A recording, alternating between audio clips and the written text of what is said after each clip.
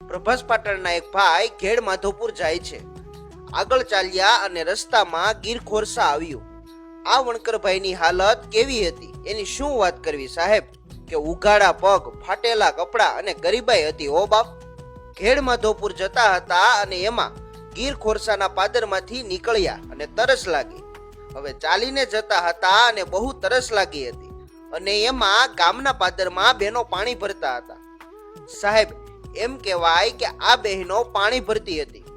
ત્યાં જઈને એટલું બોલ્યા કે બેન, તરસ લાગી છે, પાણી પીવું છે. ભલે ભાઈ, લ્યો પાણી પીવો.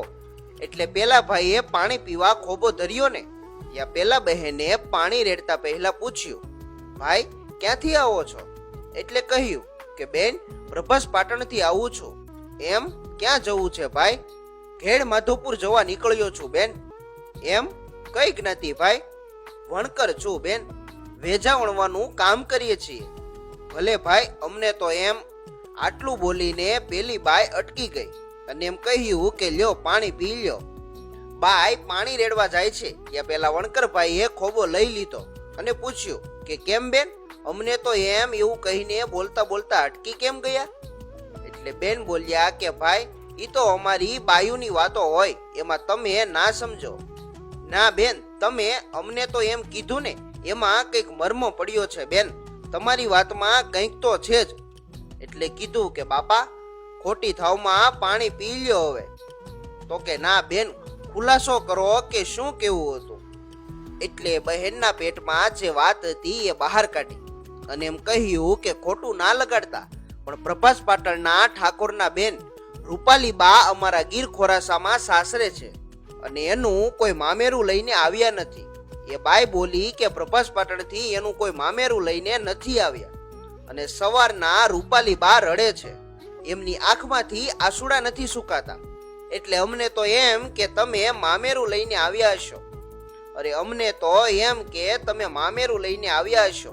એ વાત પૂરી થઈ એટલે ખોબો લઈ લીધો અને એટલું કહ્યું કે બેન, હવે મારી તરસ છીપાઈ ગઈ. હે, કે હવે મારી તરસ છીપાઈ ગઈ, હવે મારે પાણી નથી પીવું, મારી તરસ મટી ગઈ છે. આ ભાઈ ત્યાંથી નીકળી ગયા, પણ એમ કહેવાય કે થોડેક આગળ જઈને ઝાડને છાયે બેઠા.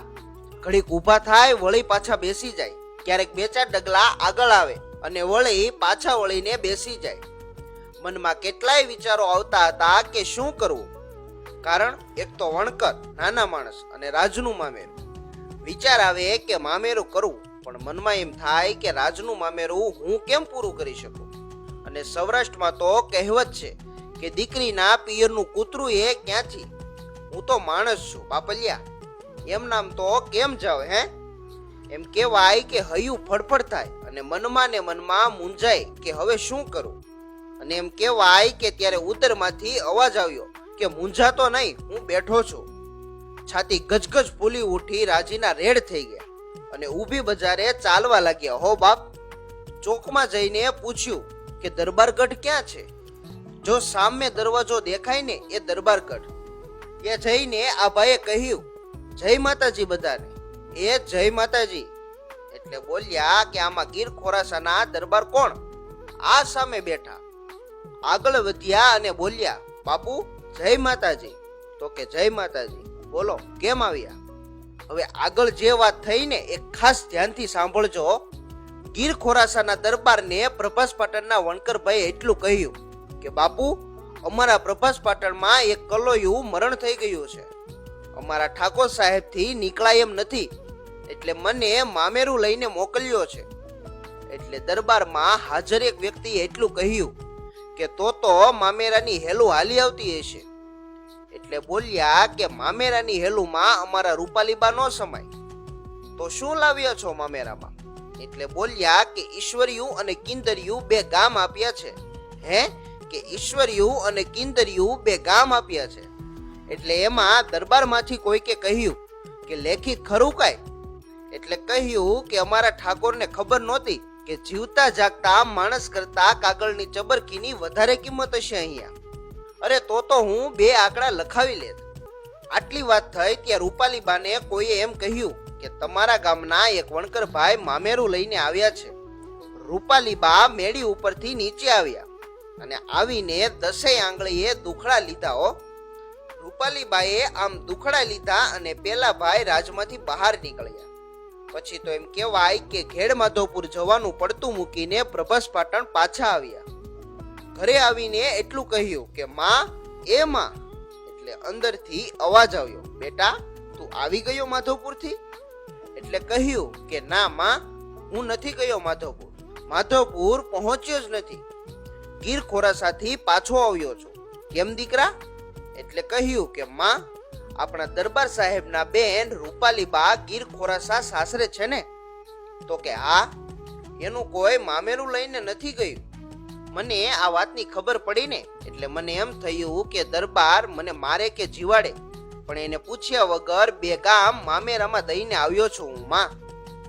મેં બેન રૂપાલીબાને ઈશ્વરિયું અને કિંદરિયું 2 ગામ મામેરામાં દઈ દીધા છે. સાહેબ ત્યારે શું એની જનેતા બોલી છે હે કે દીકરા, 9 મહિના ભલે તારો મેં ભાર ઉપાડ્યો વાલા, આજે તે મારું ધાવણ ઉજળું કર્યું બેટા. જા, સોમનાથની પૂજા કરીને બાપુ આવી ગયા હશે, માંડીને બધી વાત કર એમને. અને જો બાપુ એમ કહે ને કે મને મંજૂર નથી તો સોમનાથના મંદિરમાં કમળ પૂજા કરજે, અને જો જરૂર હોય ને તો હું તારી હારે આવું. એટલે કે ના માં, જરૂર નથી, હું જાઉં છું માં. ખભે ખેસ નાખીને નીકળ્યા અને પ્રભાસ પાટણના ઠાકોરને જઈને કહ્યું કે બાપુ, અરે આવ આવ બેટા, ઘણા ટાઈમે દેખાણો હતો. બાપુ નાના માણસનું ખૂબ ધ્યાન રાખતા એવા રાજા હતા હો. આ રાજા બોલ્યા કે બેટા ઘણા ટાઈમે દેખાણો. એટલે બોલ્યો કે હા બાપુ, એક કામે આવ્યો છું. હા બોલ ને, શું કામ હતું?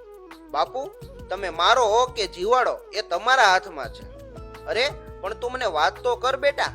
એટલે એમ કહ્યું કે બાપુ, આપણે કોઈ મામેરું લઈને નથી ગયા? કેવો સંબંધ હશે ઈ રાજા અને નાના માણસનો કે એમ કહી શકે કે બાપુ આપણે કોઈ મામેરું લઈને નથી ગયા બેનનું? બાપુ બોલ્યા કે આપણે વાંધો પડી ગયો હતો અને આપણને કંકોત્રી લખી નથી એટલે નથી ગયા. તો કે બાપુ, હું પાદરમાંથી નીકળ્યો અને ખબર પડી કે રૂપાલીબા રોતા હતા કે કોઈ મામેરું લઈને નથી આવ્યું. એટલે બાપુ તમને પૂછ્યા વગર ઈશ્વરિયું અને કિંદરિયું 2 ગામ દઈને આવ્યો છું. બાપુ તમે મારો તોય ભલે અને જીવાડો તોય ભલે, હું તો બેનને મામેરામાં 2 ગામ દઈને આવ્યો છું.